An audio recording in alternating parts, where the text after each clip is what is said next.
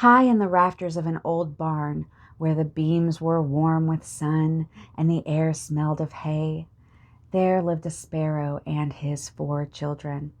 Their nest was small, but it was safe. And for many days the father had flown far and wide, bringing seed and grain, teaching the young ones how to balance on the thin edge of the nest, how to tilt their wings just so, and how to feel the wind. At last the day came when their feathers were strong and their wings no longer trembled. The father called them close. "My children," he said, "the world is wide, and now you must go out into it. I cannot fly for you any longer." They listened, and the rafters seemed to hold their breath. "Remember this," he said softly. "Do not fly too low, for the nets of men lie hidden on the ground. Do not fly too high, for the hawks rule the open sky.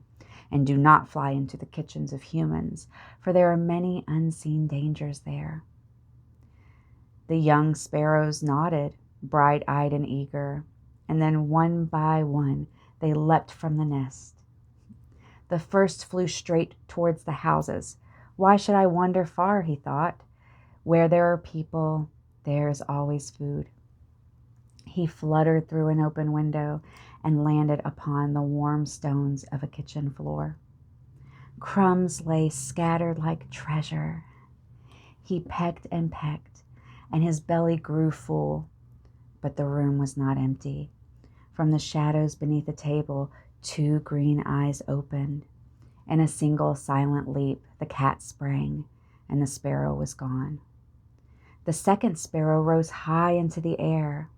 "How small the world looks from here," he cried, circling higher and higher, drunk on the wide blue sky.